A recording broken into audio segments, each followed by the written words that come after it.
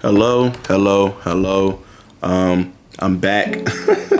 I wasn't sure I was going to actually get an episode out, but I'm recording this shortly before the Saturday Divisional games. I'm recording this at 11. I believe the first game is at 4 o'clock. So, want to make this episode short as well because I got working a little bit. But yeah, hi. Welcome back to this week's episode of the Four Verticals Podcast. I'm your host, Maurice Phipps. Sorry if you can hear the shit in the background. I'm not very good at noise mitigation in this apartment that I record my episodes in. Y'all don't care about me though. Let's get straight into it. We're going to talk about Wildcard Weekend first. We got some other stuff I want to talk about too, mostly football related. But yeah, so Wildcard Weekend was fun. The first game of Wildcard Weekend, Seattle at San Francisco. I'm sorry. Went about as expected. I didn't expect San Francisco to score 41 points though, but I did expect them to win convincingly, and they did so. San Francisco winning 41-23. Brock Purdy threw for 332 and 3 touchdowns. Christian McCaffrey had himself a day, 15 carries, 119 yards on the ground. Deebo Samuel had 6 catches for 133 and a touchdown. Christian McCaffrey also had a touchdown. It was a really good game for the Niners. Brock Purdy looked okay. I know if you look at the stats, 332, 3 touchdowns, you're like, what are you talking about? He had a great game. Yes, he played a good game, but most of the plays being made weren't by him. A few of those touchdowns, a lot of those yards gained were yards after the catch and stuff like that. And also, Brandon Ayuk had a pretty damn good day too, 3 catches for 73 yards. I'm still not sold on Brock Purdy being like the guy, but I think that he's proven himself to be serviceable enough to at least, barring a total collapse, like get this team to the NFC Championship. Especially when we look at their route that they have to go, I think that he could, lead this team to the NFC Championship berth. And I think they could win a Super Bowl with him. No, probably not going to do that, but that's neither here nor there. The Seahawks, they weren't terrible. They tried. Unfortunately, that's the best thing. That's the best thing I can say for them. They tried. They kept it competitive a little bit in that first half. Well, not a little bit. They were up, actually, going into halftime. And then the third quarter, they didn't score. And then San Francisco put them away with 18 in the fourth. So, that's that. I do think that moving forward, the Seahawks are probably going to move on from Geno Smith. If not, probably going to try and move on from him this season. We'll see what happens come around draft time. Always big uncertainties with teams that need quarterbacks and stuff like that, especially when you get quarterback talent like we have in this class. So, don't expect them to do anything drastic, though. They're probably going to draft someone to start behind Geno and maybe transition to their rookie like midway through the regular season. I don't know. Then to close out the Saturday games, we got Chargers at Jacksonville. This game, I was at work watching this game, right? And I live tweet games sometimes. So during this game, the Chargers were at one point up 27-7. Wait, yeah, that's what it was. 27-7. They were up at one point, 27-7, in the first half, going into halftime. That's what the score was. It was 27-7. At one point, it was 27-0, and I think it was 27-0, and then they went and scored that touchdown. Then the Chargers came out and I think made it 30-0. They made it 30-0 in the third quarter. The Jacksonville Jaguars went on to score 13 points in the third quarter and a further 11 points in the fourth unanswered to win the game after being down 27-7 at halftime, 31-30. This game got the Chargers OC fired, as it should have. But I think it highlighted the problems with number one, it should have gotten Brandon Staley fired, in my opinion.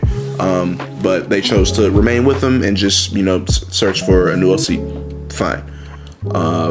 This game did a few things. One, it exposed the Chargers' run game for what it is, non-existent. If they aren't in the red zone, they can't run the ball, simple as that. And you can't really consistently win like that. Even if, they got out to a big lead, and we're going to talk about their defense in a little bit. They got out to a big lead, doing what they do. But, at a certain point, when you need to run the ball and you can't run the ball, it's going to bite you in the ass. Austin Eckler had 13 carries for 35 yards and 2 touchdowns. The 2 touchdowns is nice, but he's averaging 2.7 yards per carry. You can't do shit with that. Also have to speak about how Staley didn't take, he was playing Mike Williams in the final week of that game, which they lost, by the way, the final regular season week. They lost that game, by the way. And Mike Williams was hurt, and it was like, wow, you hope that that's not going to be something that affects the outcome of this playoff game that they got. And, not saying it did, not saying it didn't, but definitely didn't help them, not having their best receiver on their team for, a pivotal playoff game, and which ended up in them losing.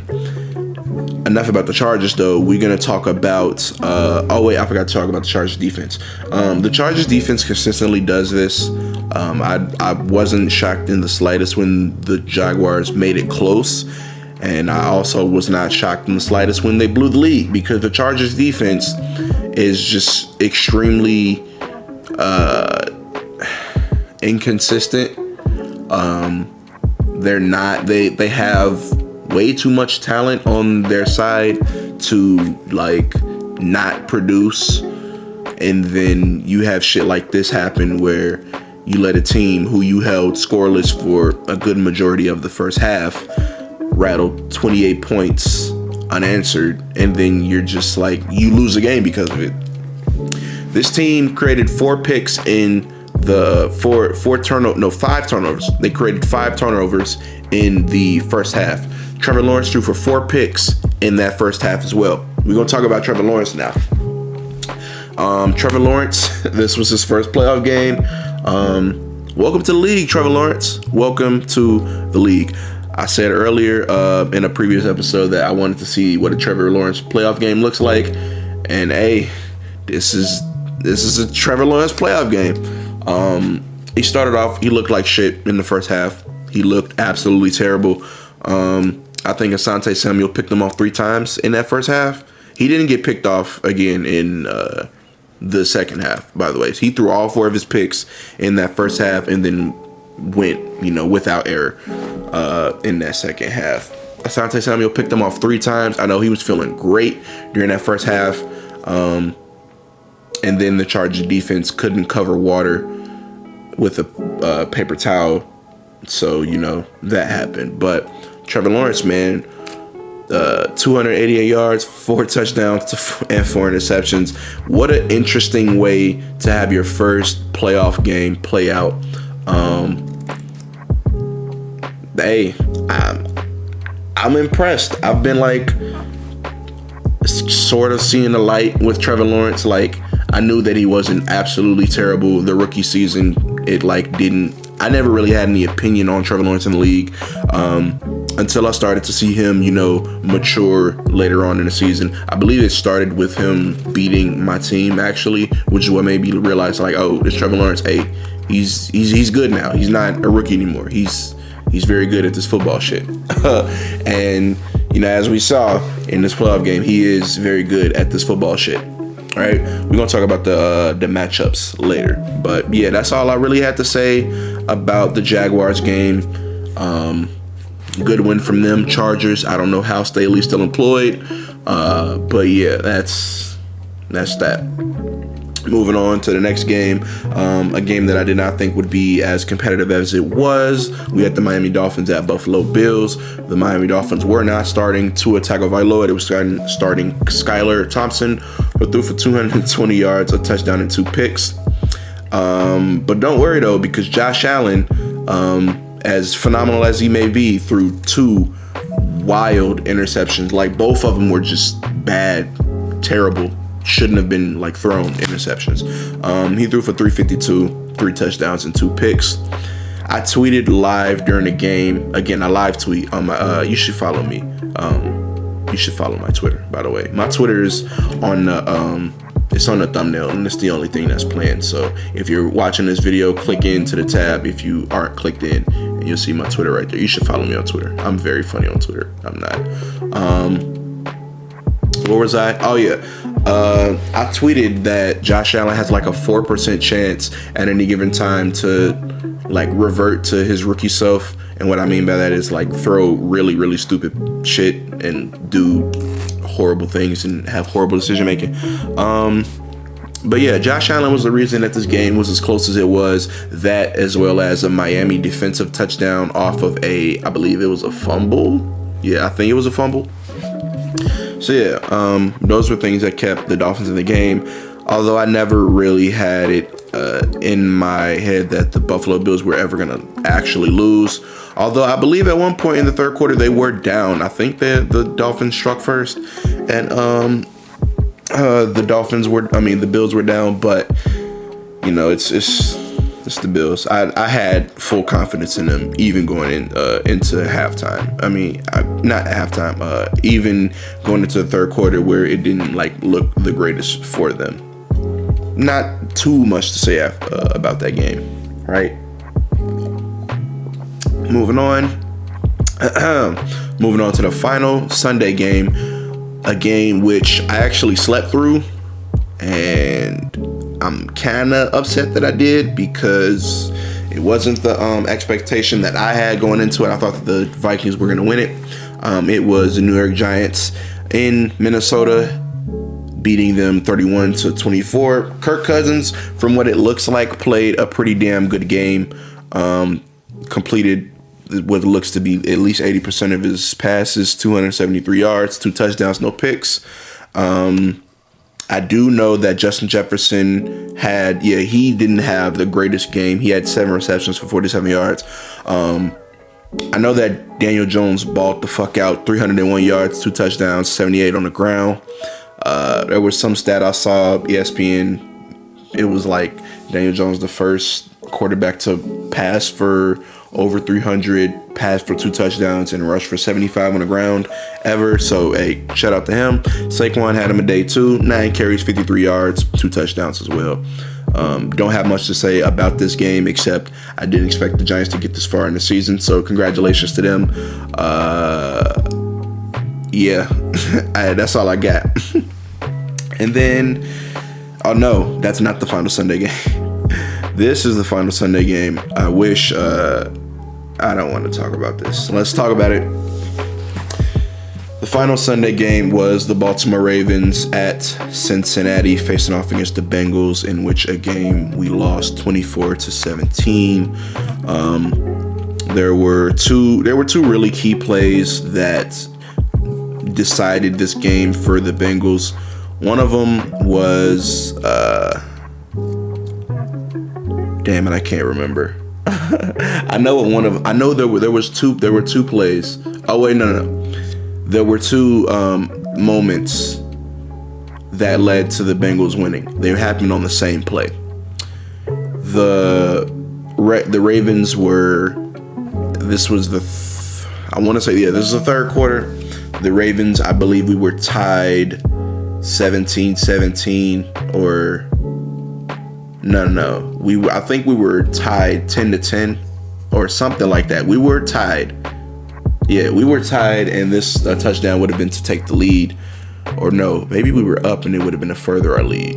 I don't know. But it was a pivotal time in which a touchdown would have either gotten us closer to them and tying it up, or like enhanced our lead to like it being a 2-score game.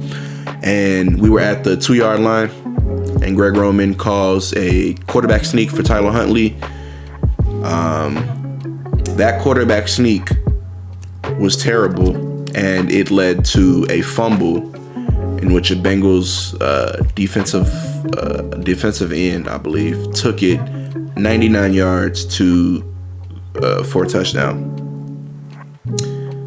This is the second time in 2 playoff games that we've had a 99-yard defensive touchdown scored on us. You don't remember the last one. We weren't in the playoffs last year, but the last time we were in the playoffs, we got eliminated by the Bills. And Lamar Jackson threw his first red zone interception in that game. And it was picked off, and it was returned 99 yards for a touchdown. And that was when the game got out of hand again for us last time.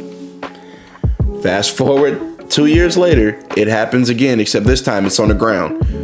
I don't understand why J.K. Dobbins did not get a single touch within the 5-yard line.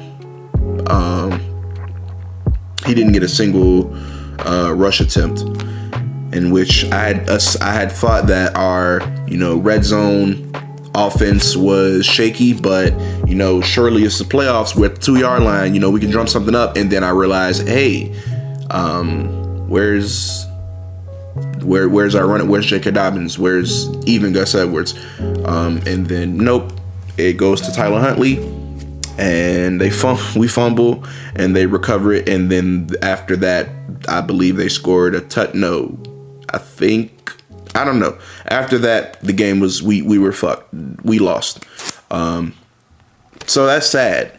But there was good that came out of this. There was good. Also, the Bengals did not look that good this game. That may be cause for concern because we were down our starting quarterback, but that's neither here nor there. Something good did come out of the game. It was announced that Greg Roman and the Ravens would be parting ways. We do not have to sit through another season of Greg Roman plus Lamar Jackson. I said that in a weird way. We don't have to sit through another year of Lamar Jackson suffering through a Greg Roman system, right?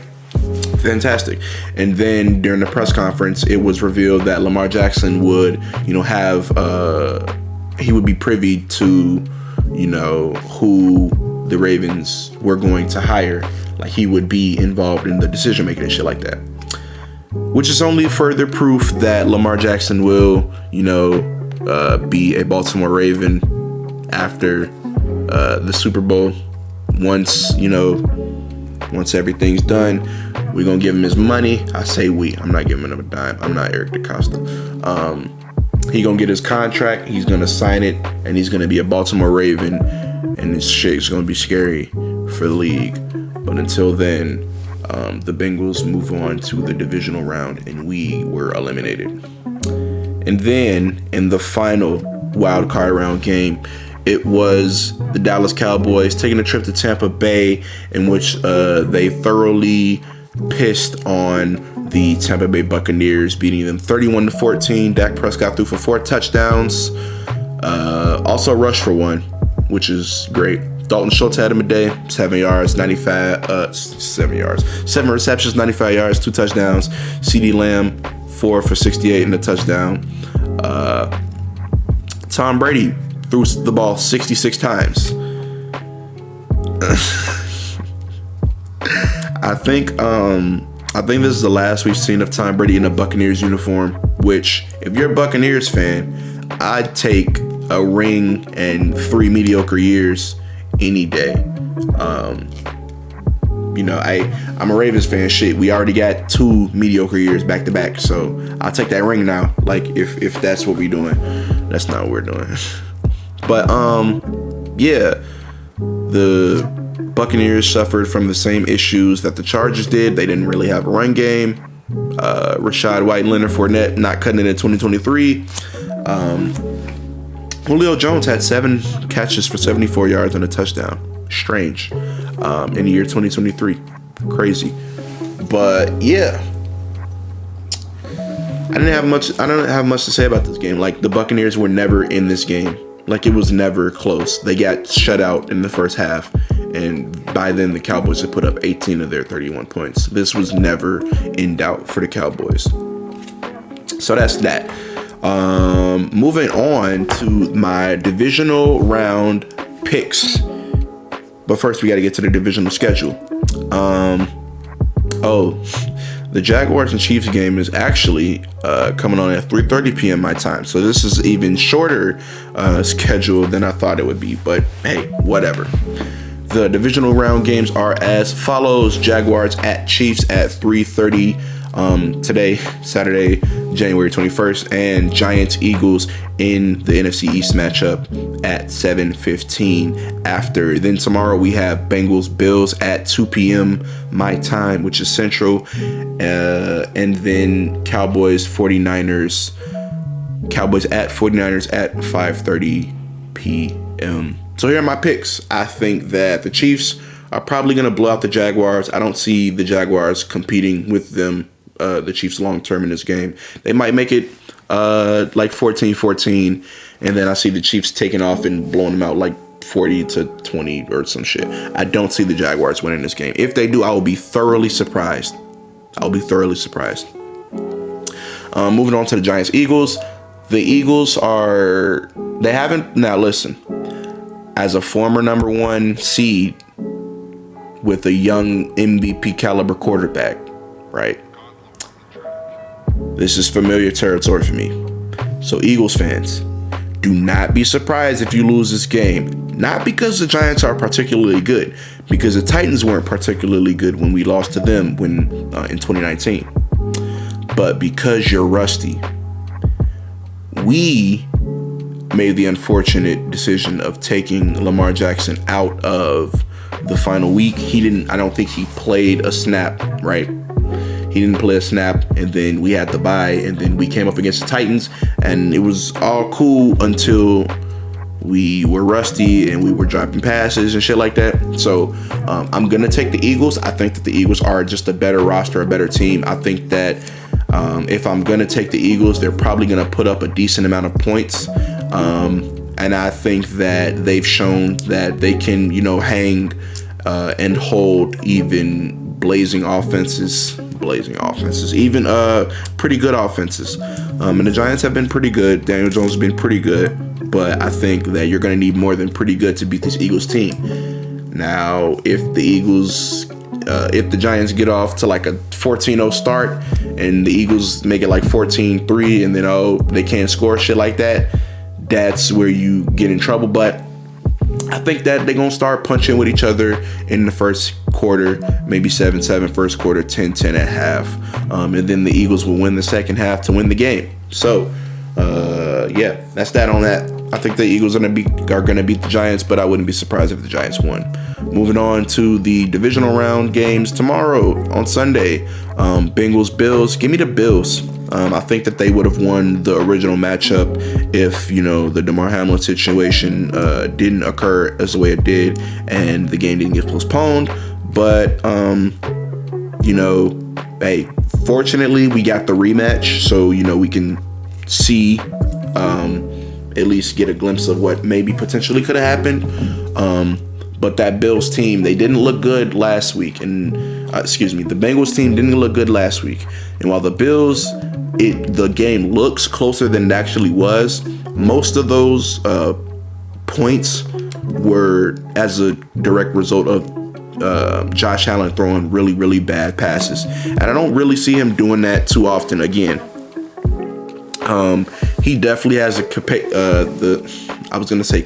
and capability at the same time. He definitely has the capability to throw really bad passes sometimes. But I don't think that, he's going to continue to make those mental errors as we saw him make last game. I think that Josh Allen is a really mature quarterback, and I think that we can count on him to have good games when he needs to have good games. And I think that this will be one of those good games. Give me the Bills winning this in a shootout because Joe Burrow is also really good. I can't see one thing about me. I do have my fan bias, as everyone does, but I try to remain as objective as possible. Joe Burrow is a really good quarterback. So with him as quarterback for the Bengals, I have a hard time just writing him off and saying, oh, this team's gonna lose, they fucking suck, the Bills are better, blah blah blah. I have a very hard time doing that. I can't do that. So I have to analyze the possibility of Joe Burrow being Joe Burrow. I watched this motherfucker go crazy in college, and I watched them light our asses up on his, fresh off a torn ACL. So, and I also watched them throw 3 straight picks against the Bears, but that's neither here nor there. I'm sorry, I'm a Ravens fan. But yeah, give me the Bills in that game. And then the game that I'm looking the most forward to, Cowboys 49ers, old school rivalry. We get it. We love it. You couldn't script it like this, and I'm glad we get in this matchup. Give me the Cowboys in this one. I think that Brock Purdy probably, shows that he was Mr. Irrelevant for a reason. He's probably, I don't foresee him having a great game against this Dallas secondary and this Dallas defense. If they can initiate the run first and, open up some of the pass for Brock Purdy, that would be the goal. That would be the goal if I'm Cal Shanahan, is to just establish the run first so that we don't immediately put pressure on Brock Purdy to produce, and the Cowboys are, in pass coverages and stuff like that. Have pass plays designed with easy runs that you can audible out of, and, establish the run. And I think that the 49ers, that's their way to success. I do think that this Cowboys team is better than advertised for a lot of people. You look at this team and you're like, well, it's the Cowboys. We know the Cowboys are the Cowboys. They're going to cowboy. I think that the Cowboys are good, though. They are that wild card team that, hey, I see going crazy, but could also, fuck up. I see they're exactly like the Vikings. The Vikings last week, they fucked up. The Cowboys didn't. If the Cowboys do anything like last week, they're going to beat the brakes off the 49ers. But hopefully we get a really competitive matchup and a lot of scoring and shit like that. So that's my official divisional round picks for, this weekend. Jaguars, Chiefs, I got Chiefs. Giants, Eagles, I got Eagles. Bengals, Bills, I got Bills. Cowboys, 49ers, I got Cowboys. And then the final thing for this week that I want to cover, Francis Ngannou was released from the UFC, which is very surprising. This news came shortly after it was announced that Jon Jones will make his return to the UFC and fight Cyril Gane for the heavyweight title on March 4th. Very unfortunate that the UFC and Francis Ngannou could not come close to a deal. I think it's a classic case of Dana White not wanting to pay fighters what they're worth. And fortunately, Francis Ngannou, he and Dana didn't see eye to eye, and so Francis Ngannou was released from his contract, or released from the UFC entirely. Hopefully, this can be remedied soon, and we can see Francis Ngannou in the UFC again.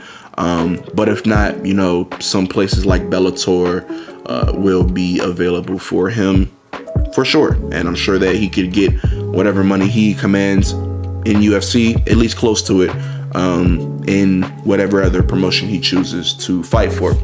So that's really it for this episode. Yeah, I wanted to keep it short again. Next week I'll be on time, I promise. I shouldn't make that promise because I'm probably not going to be on time. But if you enjoyed this episode, leave a like, and I'll see you next week. Thank you.